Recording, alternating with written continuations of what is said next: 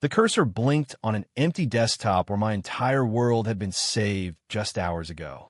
My stepmother Karen stood in the kitchen doorway, wiping her hands on a dish towel and calling out, "Dinner's ready, son," with that same warm smile she'd given me since I was 15, but the laptop screen told a different story. My carefully written coming out letter, the one I planned to post publicly and print for Dad, was completely gone. My stomach dropped as I refreshed the folder again. No drafts, no backups, no trace. I'd poured every fear, every moment of hiding who I really was into those paragraphs, ready to finally tell the world I was gay and in love with Liam. Now it was as if it never existed. Karen's eyes met mine for a split second too long before she turned back to the stove. "Everything okay, Ethan?" she asked, her voice too casual. I knew right then she'd read it, and she'd made sure no one else ever would. I sat frozen in the living room of our modest two-story home in the suburbs, just outside Chicago, the late afternoon sun pouring through the bay windows onto the faded blue rug my dad had bought when he remarried. At 25, I had my own graphic design job downtown, a decent apartment I shared with no one because secrets took up too much space, and a boyfriend who made every hidden moment worth it. But family was the last wall I needed to climb. Dad was old school, a retired mechanic who still called things the way they used to be, and Karen had become the bridge I thought could make crossing it possible. She called me son for the first time last month at my birthday dinner, hugging me tight in front of everyone. It felt like permission. So I wrote the letter, poured out the years of pretending at family holidays, the nights I cried alone after dates with girls I didn't want, the way Liam's hand in mine at a quiet coffee shop felt like freedom. I recovered the file from the cloud history later that night after they went to bed. The timestamp showed Karen had opened it at 2:17 p.m. while I was at the gym. She'd read every word, then hit delete and emptied the trash. My hands shook as I stared at the screen. Why? She'd bake me cookies when I came home from college stressed, listened to my work stories, even defended me when Dad grumbled about kids these days. Was this her version of love, protecting me from what she thought Dad would say? Or was it something darker, her own discomfort wrapped in a motherly smile? I closed the laptop and lay on my old bed in the room that still had my high school posters, heart racing with a mix of anger and confusion that kept me awake until dawn. The next morning, I drove to Liam's apartment in the city, the lakefront breeze doing nothing to cool the heat in my chest. He opened the door in his teacher polo, glasses perched on his nose, and pulled me into a hug before I could speak. "Hey, you look like you saw a ghost." I told him everything, voice cracking as we sat on his worn couch with coffee going cold. Liam listened the way he always did, steady and present, his hand resting on my knee. "She called you son and then tried to erase the part of you that makes you you. That's not love, Ethan. That's control." His words stung because part of me still wanted to believe Karen's smile was genuine. We'd been together 11 months, meeting at a mutual friend's barbecue where we bonded over terrible coffee and better conversation. He taught history at a public high school, coached the debate team, and never once pressured me to come out faster than I was ready. With him, I could breathe. Without the family wall, I could finally live. Work that week became my escape. I buried myself in client logos for a new cafe chain, sketching on my tablet while my mind replayed the deleted file. My coworker Marcus, a straight guy who'd become a close friend, noticed I was off. "Dude, you good? You look like someone stole your lunch money." I laughed it off, but the secret was starting to feel heavier than before. By Friday, I knew I couldn't let it slide.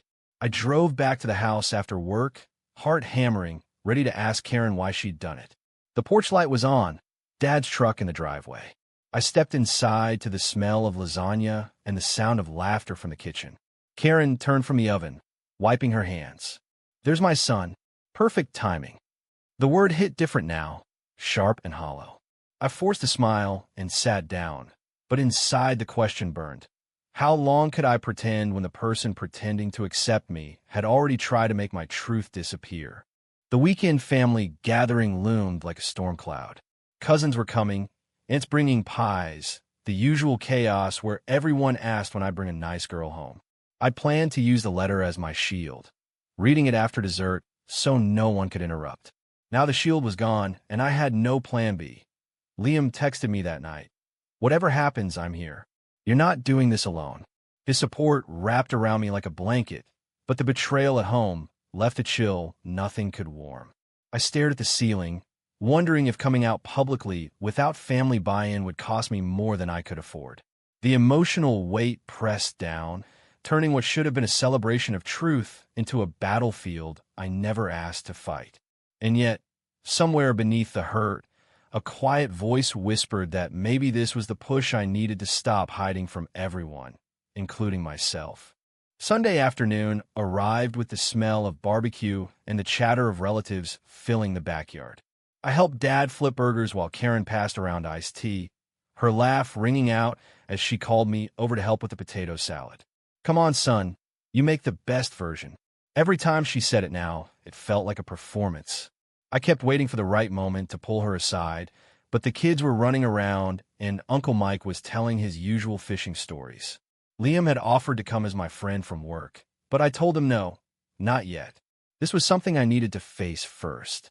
After the food was cleared and everyone settled into lawn chairs, I found Karen in the kitchen washing dishes. "Can we talk?" My voice came out steadier than I felt. She dried her hands and nodded, leading me to the small sunroom off the back. Sunlight streamed through the glass, making the space feel too bright for what I was about to say.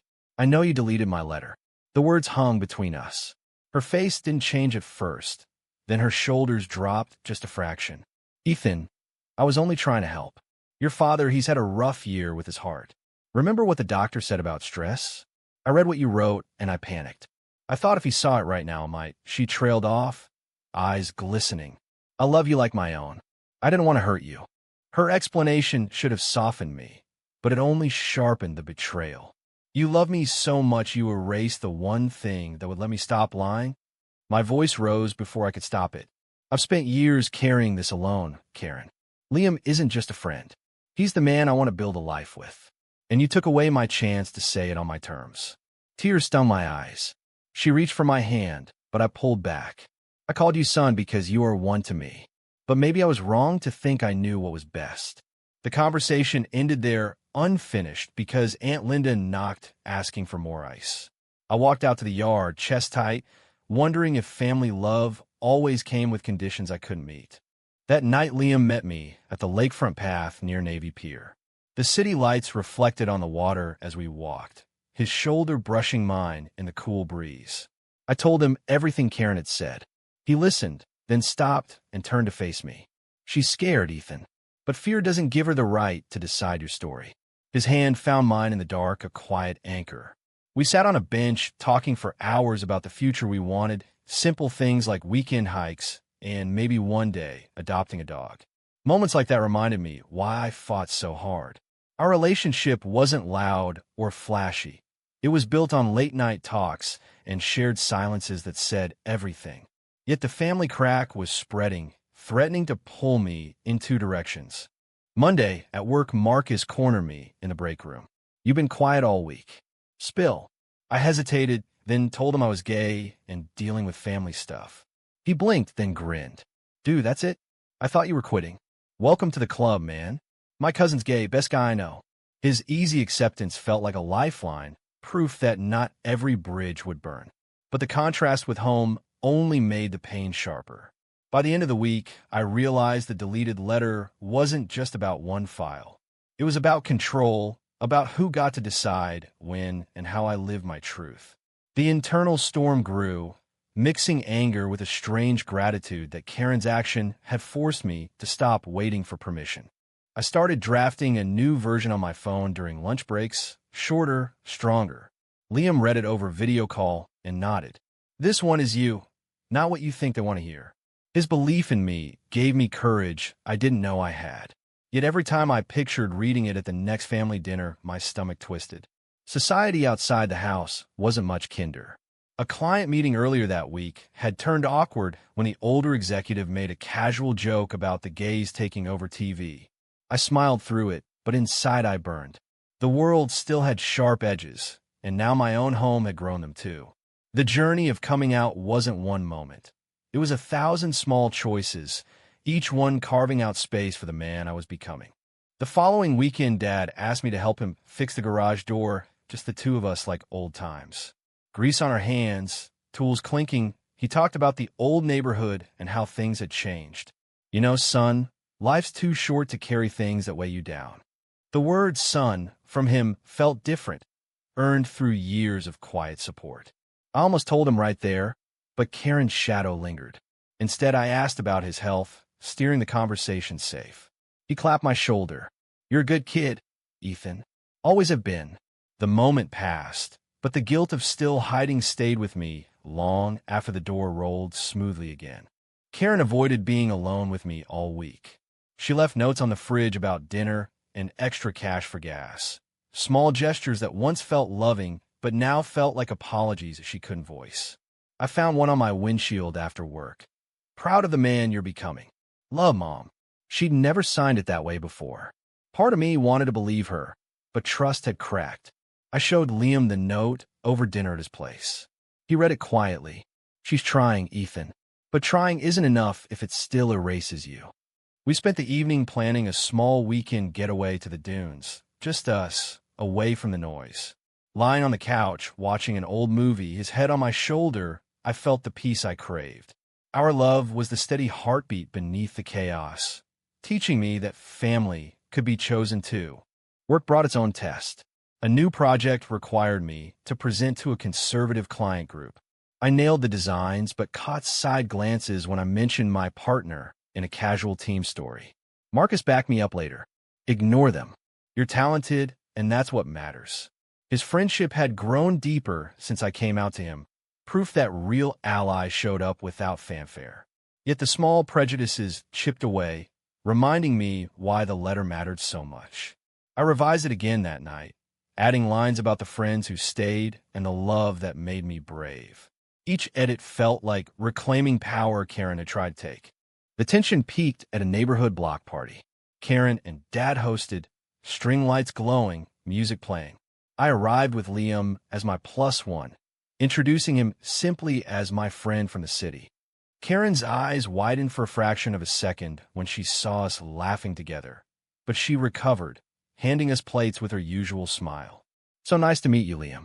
Ethan's told us so little. The subtle dig landed. Later, while Dad grilled, Karen pulled me into the pantry. I'm sorry about the letter. I was wrong, but please give your father time. He's not as strong as he looks. Her voice cracked. For the first time I saw the fear behind her actions, the way she'd built this new family and dreaded anything cracking it. I wanted to forgive, but the hurt ran too deep. I'm not asking for time anymore, Karen. I'm asking for honesty. We stood in silence until someone called for more buns. The party continued, laughter all around, but inside me a decision solidified. I would read the new letter at the next family dinner, no matter what. The days leading up to it were a blur of late nights and early mornings. Liam helped me rehearse, timing my words, holding my hand when my voice shook. You've carried this long enough. Now, let them carry it with you. His belief became my armor. At work, I finished a big campaign and got a raise, a small victory that reminded me success didn't depend on family approval. Marcus took me out for celebratory drinks, toasting to living out loud. Simple moments like that built the strength I needed. Yet every drive past the house brought the old doubt. Could love survive truth? The question followed me into sleep, shaping dreams of open doors and slammed ones. The emotional journey had shifted from fear to resolve, each step forward costing pieces of the old version of myself I no longer needed. The family dinner arrived on a crisp autumn evening. Leaves swirled in the driveway as I pulled up, new letter printed and folded in my jacket pocket. Dad had invited the usual crowd, plus a couple neighbors. Karen greeted me at the door with a tight hug. You look handsome, son. The word no longer felt like a gift. We ate roast chicken and talked sports and school events. Liam wasn't there. I'd asked him to wait at his place so I could do this alone first.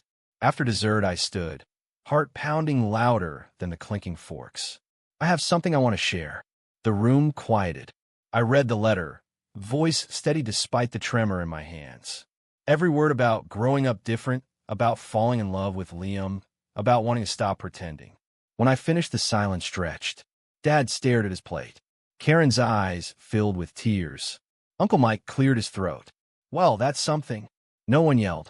No one stormed out. But the air had changed. Dad spoke first, voice rough. I need time to process, Ethan. I love you, kid. Always will. Karen reached across and squeezed my hand. I'm sorry for what I did. I was scared for all of us. Her apology landed soft, but it didn't erase the weeks of doubt. Later, helping clean up, she pulled me aside again. I deleted it because I thought protecting your dad meant protecting the family. I was wrong. You're part of this family, son, exactly as you are. For the first time, the word felt real. Tears came then for both of us. We stood in the kitchen hugging while the dishwasher hummed, years of distance closing in small increments. The drive to Liam's felt lighter. He opened the door and I fell into his arms, telling him everything. We stayed up talking until sunrise, planning how to navigate the new reality. His pride in me shone brighter than the city lights outside. Our relationship deepened in those hours, moving from secret support to open partnership. He met my family the following weekend for brunch, awkward at first, but warm by the end. Dad shook his hand. Karen hugged him. Small steps, but steps forward. Work and friendship carried me through the harder days. Marcus introduced me to his cousin's queer book club, a safe space where stories like mine were celebrated. I shared pieces of my journey and received encouragement that healed old wounds. Yet society still tested me. A client once asked if I was the gay designer, the label stinging even as I owned it. Each time I stood taller, Liam's voice in my head reminding me my worth wasn't up for debate. The internal crisis that began with a deleted file had become a catalyst for growth I never expected.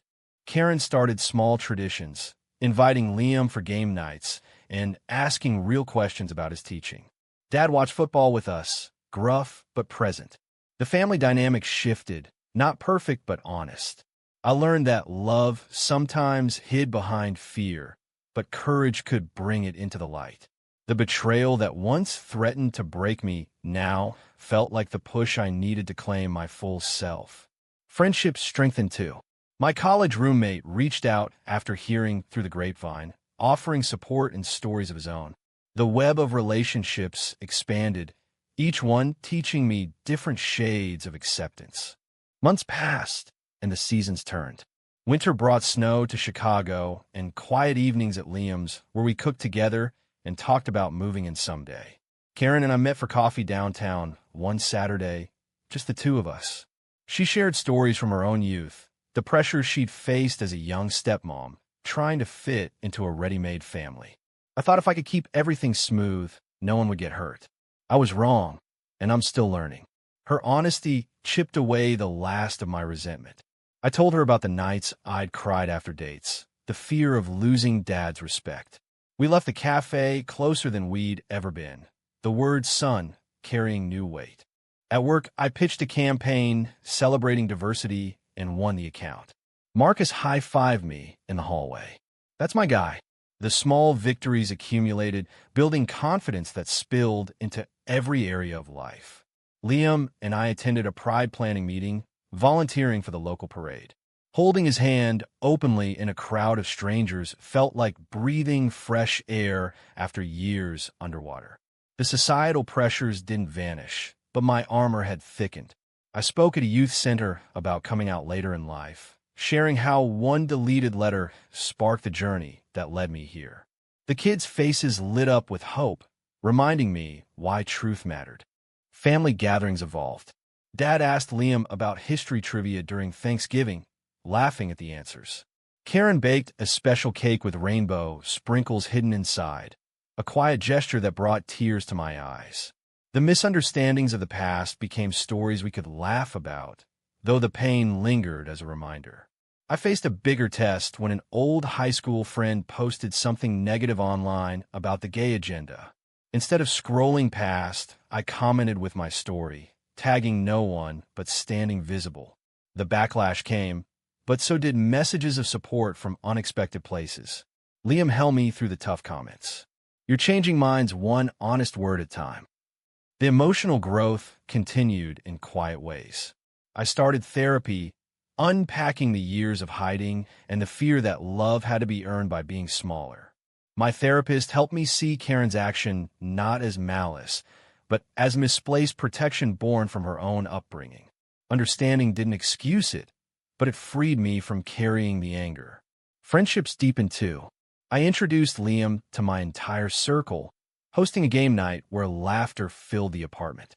Marcus brought his girlfriend, and the evening felt normal, beautiful mine. Spring arrived with new beginnings. Liam and I signed a lease on a place closer to the lake, boxes stacked in the living room as we painted walls together. Karen helped hang curtains, calling us both boys with affection. Dad built a bookshelf for the new place, grumbling about fancy city living, but smiling underneath. The family I once feared losing had stretched to include every part of me. The journey that started with shock and betrayal had led to a richer, more authentic life. Yet I knew growth never stopped. New challenges would come, but I now carried the tools to face them. Summer brought the Pride Parade, and I marched with Liam, Karen, and Dad waving flags beside us. The crowd cheered, and for the first time the word son from Karen felt like pride instead of protection. We danced to the music, ate street food, and took photos that captured pure joy. That night around a bonfire at a friend's cabin, Liam proposed, simple and perfect, a silver band and the promise of forever. I said yes through happy tears while Karen clapped and Dad wiped his eyes. The circle had closed in the best way. Looking back, the deleted letter felt like the first domino in a chain that rebuilt my entire world stronger. The internal conflicts, the misunderstandings, the quiet sacrifices each of us made, all led to this moment of honest acceptance. My relationship with Liam flourished in the open air, our love no longer hidden but celebrated. Friendships became chosen family. Society's judgments lost their power when met with truth. Karen and I grew into a real mother-son bond, one built on forgiveness and learning. Dad's quiet support spoke volumes every time he invited Liam to watch games. Life moved forward with new rhythms. We hosted holidays at our new place, laughter echoing where silence once lived. I continued designing, now with a focus on inclusive brands. Liam's students thrived under his guidance, inspired by the teacher who lived his truth. The emotional awakening that began in confusion had become clarity. Love wasn't perfect, but honest love endured. The journey taught me that family could grow, that identity deserved space, and that courage multiplied when shared. As autumn leaves fell again, I stood on the porch of our home, watching Karen and Dad arrive for dinner. She hugged me tight. "Love you, son." This time the word rang true, full and free. Liam joined us, hand in mind, and we stepped inside together. The story wasn't over, but the chapter of hiding had closed forever. True or false? A family member's love can sometimes hide the deepest fears, but true acceptance always requires honesty from both sides.